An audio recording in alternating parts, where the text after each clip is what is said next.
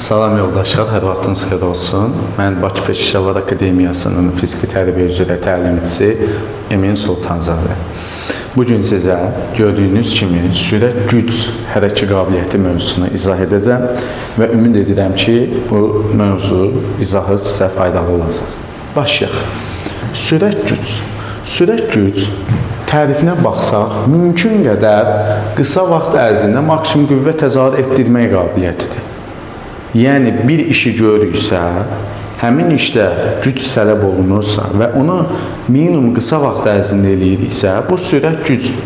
Başqa sözlə isə, sürət güc qabiliyyəti hərəkətin icrasının keyfiyyət göstəricisi kimi sürətlə qüvvə təzahürü tələb edən, yəni həm sürət, həm qüvvənin birləşməsindən əmələ gələn hərəkə qabiliyyətimiz sürət gücdür. Əlverişli yaş dövrü 12-15 yaş arasıdır. Əlbəttə, biz deyə bilərik, 16 yaşında da inkişaf eləyir, 11 yaşında da inkişaf eləyir. Amma ən əlverişli yaş dövrü nəzərdə götürsək, bu 12-15 yaş arasıdır. İki komponenti var, sürət və sürətli qüvvə. Ümumiyyətlə, adı sürət, komponentin adı sürət olduğuna görə MİQ imtahanında da düşmüşdü. Bəzən bunu sürət hərəkə qabiliyyətinin komponenti olaraq bilirlər. Xeyr, sürət komponenti, sürət adında bizim hərəkə qabiliyyətimiz də var. Amma sürət adında komponentimiz də var. Sürət komponenti, sürət güc hərəkə qabiliyyətinin komponentidir. Eyni zamanda sürətli qüvvə də sürət güc hərəkə qabiliyyətinin komponentidir.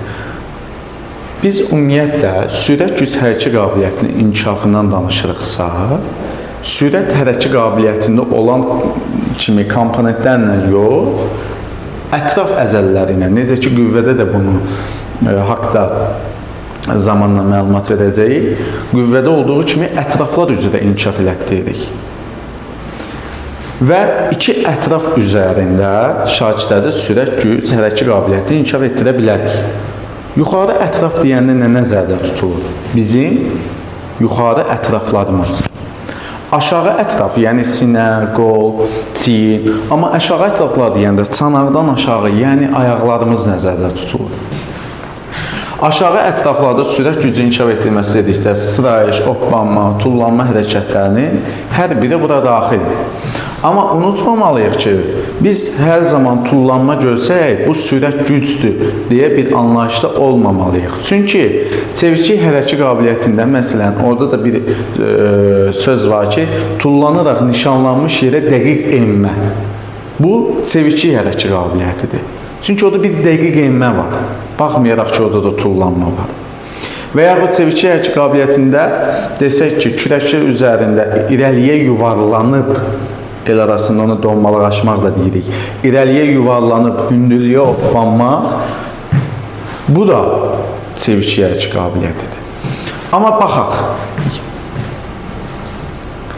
yerindən uzunluğa tullanma, bütün növ bildiyimiz bu tullanmalar, yerindən uzunluğa tullanma, qaçaraq uzunluğa tullanma, hündürlüyə tullanma, şövüllə tullanma, bütün bu tullanmalar sürət güc hərəkə qabiliyyətini inkişaf etdirir. Bizə belə bir şey verilsə, sürət gücdür. Amma bizə ətrafları soruşsa, bu zaman sürət güc aşağı ətraflardır. Tək ayaq üzərində 15-20 metr məsafəyə qaçış. Burada diqqətli olmaq lazımdır. Niyə? Qaçış sözünü görüb bizi aldada bilər.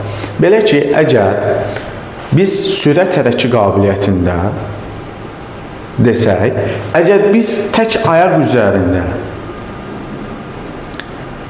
hər hansı bir vaxt vaadi ərzində qaçırıqsa, yəni tutaq ki, saatı qoymuşuq, mənim məqsədim budur ki, 10 saniyə ərzində tək ayaq üzərində 30 metr məsafəni qaçım. Mənim bir vaxtım var və bu məni tələsdirir. Bu sürətdir, maksimal sürətdir. Yəni, sürət hərəkə qabiliyyətinin maksimal sürət komponentidir.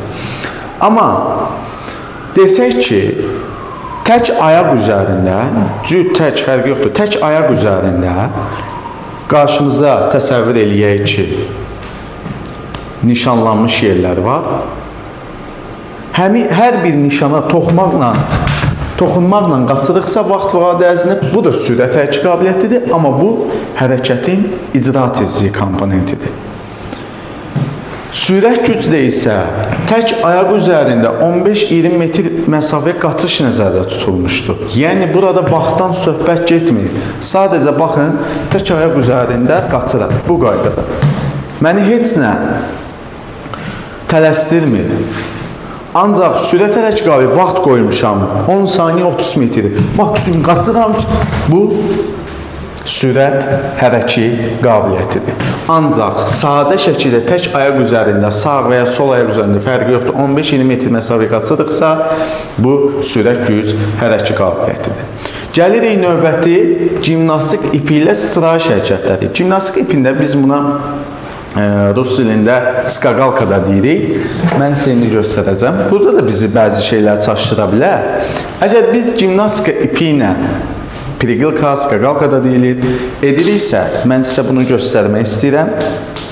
Bu qaydada tullanırıqsa, bu sürət gücdür.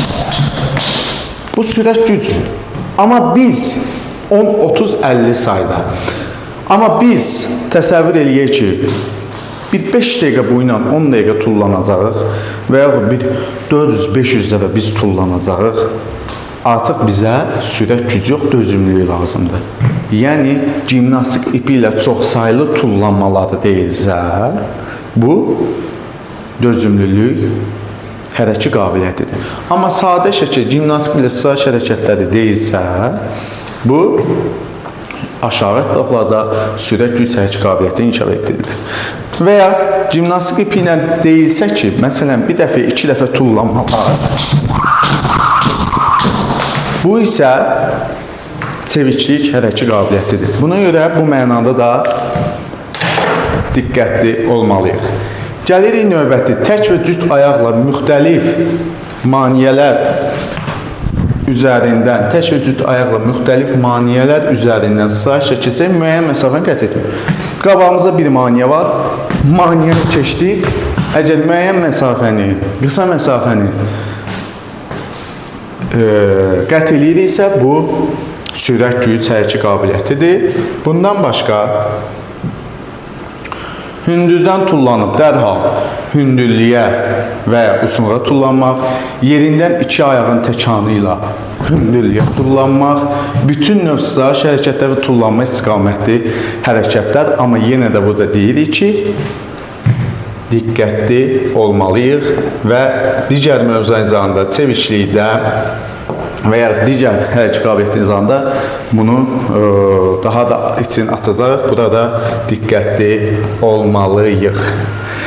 Aşağı ətraflarda gördüyünüz kimi bu da şəkildə qoyulub. Yerindən uzunluğa tullanma, hündürlüyə tullanma, qaçaraq uzuna tullanma. Hər biri aşağı ətraflarda sürət güc hərəkət qabiliyyətini inkişaf etdirir. İkinci gəlirik yuxarı ətraf əzələlərinə. Yuxarı ətraf əzələləri sürət gücü inkişaf etməsi dedikdə bütün növü atmalar, nizə, disk, lövhə,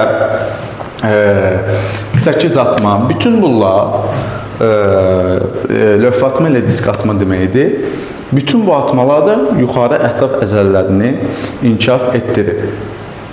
Və biz baxsaq, müxtəlif çəkili topların uzağa atılması. Yəni, təsəvvür eləyək ki, əlimizdə bir top var.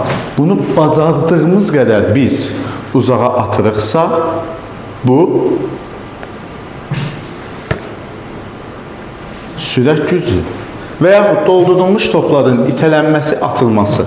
Hər hansı bir doldurulmuş top olsun, bilmirəm, bəlkə qarşınıza çıxıb doldurulmuş top içərisində qum olur, daha ağır olur, çəkil olur. Həmin o topun baş üzərindən arxaya atılması, uzağa atılması, uzanaraq atılması, sinə üzərindən atılması, diz üstündə topun uzağa atılması, bunlar da yuxarı ətraf əzələlərində sürət güc hərəkət qabiliyyəti inkişaf etdirir.